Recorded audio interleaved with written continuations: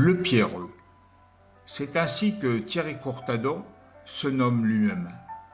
Moi, j'ai ajouté fantastique, car ce sculpteur, hyper talentueux, le mérite.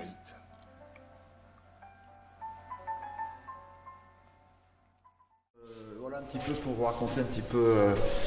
Je peux vous poser quelques questions? Ah, mais au contraire.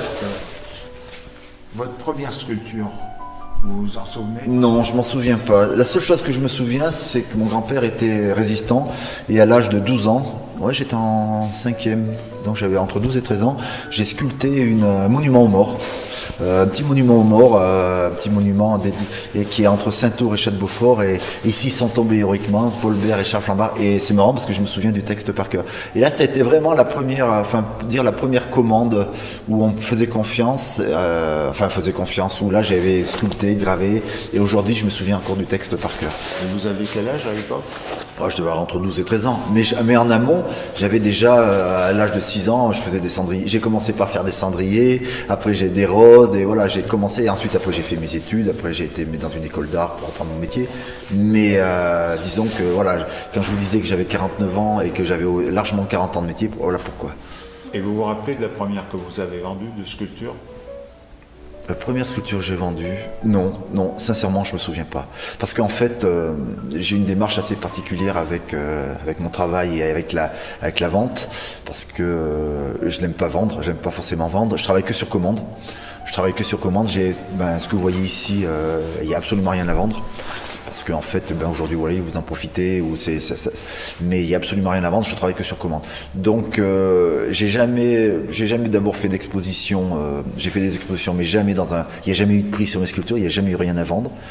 Parce que c'est pas ma démarche, et je crois que aujourd'hui j'ai la chance d'inventer une sculpture et d'inventer aussi un concept, de faire toujours des sculptures sur mesure, où justement la discussion avec mes clients, comme ce travail avec le dentelle, ce sont généralement mes clients qui écrivent les textes qui sont après répertoriés sur les dentelles, et ils s'approprient aussi la sculpture, et c'est des pièces uniques qui leur appartiennent. Donc voilà, alors pour vous dire que la première sculpture vendue, ça m'a pas marqué.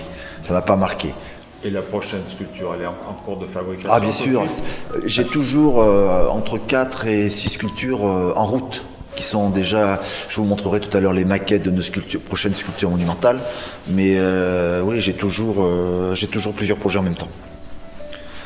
J'ai toujours plusieurs projets parce que j'ai besoin en plus, moi j'ai besoin énormément de projection, c'est-à-dire que moi je suis quelqu'un qui vous sentez quand je parle, je suis quelqu'un qui va vite, qui veut aller vite, qui va vite, et qui va vite parfois en oubliant des choses, mais j'ai toujours besoin d'avoir un épicentre à quelque part pour aller me plonger à chaque fois, et j'ai besoin tout le temps d'avoir des projets, et ça peut être des projets dans 4 ans, dans 5 ans, voilà, mais j'ai besoin tout le temps de ça, parce que c'est ce qui me permet de me sentir encore vivant, et voilà.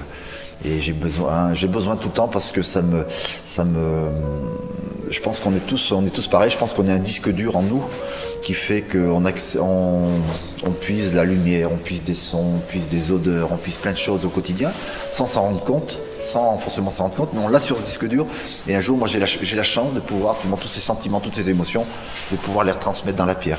Quand vous voyez ces éclats de pierre qui sont empilés, probablement que c'était peut-être un tas de feuilles, ou je sais pas, ou quand je fais de la plongée, quand je vois des poissons, je sais pas, mais probablement. Et un jour, voilà, j'ai vu ces éclats de pierre, et voilà ce que j'en ai fait.